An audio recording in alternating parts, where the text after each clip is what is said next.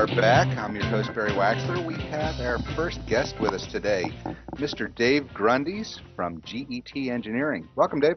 Thank you, Barry. Glad to be here. Hi, Andrea. Hello. Thanks for coming in.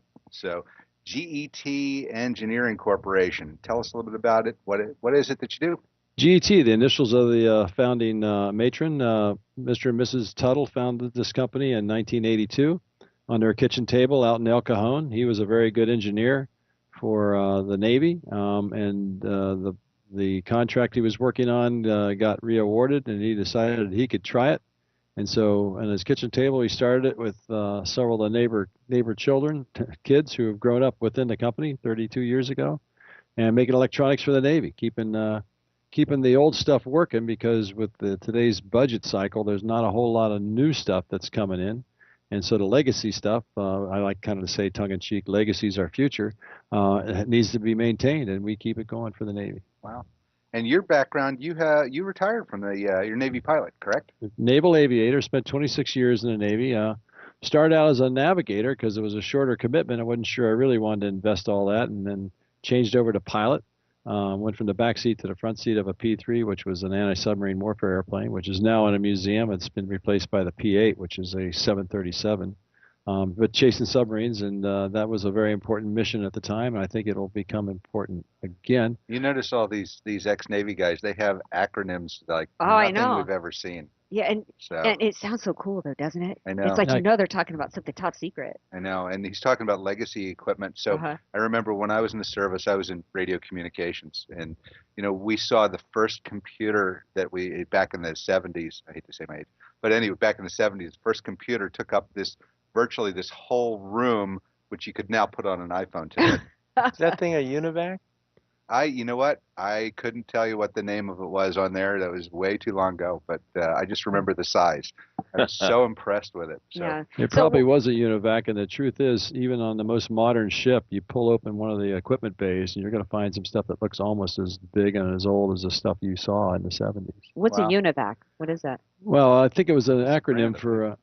It's a UNIVAC's a brand, isn't it? It was a brand, computer, but it was the whole room computer type of thing that you saw with the big tape drives and that sort of thing, and all that information has been. All right, like in the movie War Games with Matthew Broderick, right? The computer that took up the whole room and almost led us into an international disaster. Right. Now, your call sign, everybody likes to hear what people's naval aviator call signs were. Yours was? My call sign was Warbucks, W-A-R-B-O-X, because. There's the right way, the wrong way, and the Navy way. I was a financial manager in the Navy. In the Air Force and the Marine Corps and Army, the financial managers are basically accounting majors, and they start from the ground up bean counting. But the Navy thinks it's easier to teach a warfighter to count beans than to teach a bean counter about fighting wars. And so they took us late in life and gave us a little education and made it just enough to be dangerous to no offense, Al, but I think they did the right thing.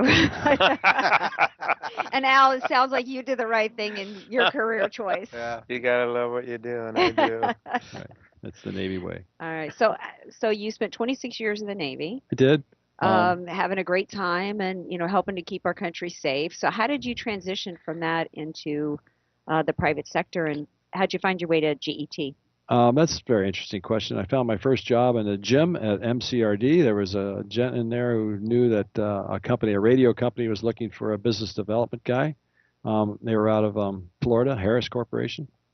And I stood up the first office for Harris here in San Diego. It was just as SPAWAR was moving here, and I was the chief of staff for SPAWAR, which was a large command that buys all the IT for the Navy. I mean, NavAir buys airplanes, NavSea buys submarines and ships, SPAWAR buys the IT.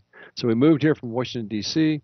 I was the executive assistant, the chief of staff for the Admiral when we moved here in '97.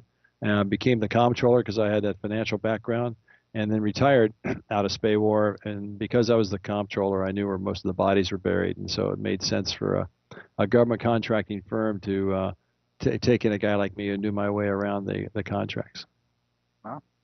And I'm looking down here. One of the things your firm does, it looks like the Tuttles are still giving back to the community. Tell us a little bit about the Tuttle Foundation. The Tuttles are very generous folks, and I took them to an Armed Forces Communications Electronics Association luncheon, AFCEA luncheon, and one of the folks stood up and talked about the scholarships that they give to local students who will major in science or math, and local high school students who could go pretty much anywhere. And Mr. and Mrs. Tuttle were very interested in that. They have a foundation and stepped up and provide a scholarship, which is actually going to be awarded next week at the luncheon on Tuesday, and the Tuttles will be there to hand it out, the check that basically gives a student $2,000 a year for 4 years as long as they major in science or math. That's Wow. fantastic. That's awesome. That's just amazing. It's just so interesting week after week to get to meet business leaders who aren't just entrepreneurs or building fantastic, amazing businesses, but the amount of give back. And is that unique to San Diego, you think, or Well, is this you know what? the way all Americans are? There's a level of level that fits for San Diego, but I see more people wanting to give back and wanting to support that are coming out of the military when they serve for our country. And you know, I served for a few years. You served for a career, so my hat's off to you. You know, I just see so many people from the retired military, the veteran community, giving back to the community. It's awesome. Yeah. Well, we can't see that without giving a shout out to our buddy UrbanARS, who Yeah. sits in every other week here, who has given back more to the community and to Yeah. his fellow retired service people than Urban. So if you're listening, Urban, we love you and we love what you do. Yep. We're working on getting some events together for Urban too, so do some more charitable programs. You're listening to Close Up on San Diego Business here on KFSD AM 1450 and FinancialNewsTalk.com. I'm your host, Barry Waxler, here with my co-hosts Andrea Kay and Al Arias, and our guest is Dave Grundies from GET Engineering Corporation. So you work with Navy Tactical Data Communication. I'm trying to read all this. Why don't you help me out? Well, one of the things we cut our teeth on is NTDS, Navy Tactical Data Systems, and it's the machine-to-machine communication device within the lifelines of the ship. But the truth is, this stuff is pretty old and it's been around a long time, but it still works.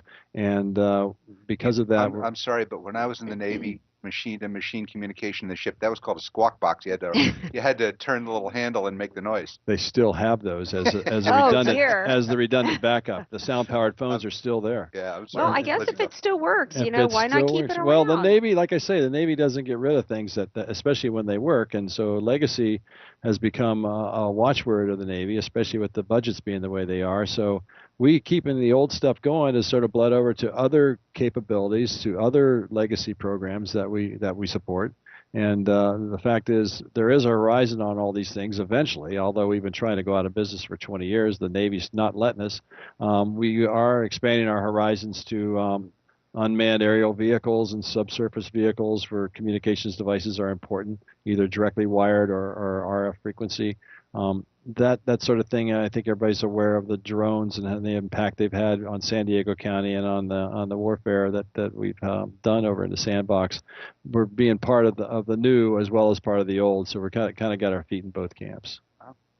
In terms of, you said an interesting comment. We've been trying to go out of business for 20 years, and the Navy won't let us. There's just such a push, I think, nationally, thinking that our military is too big, the whole military-industrial complex thing, and push to cut military funding in all areas.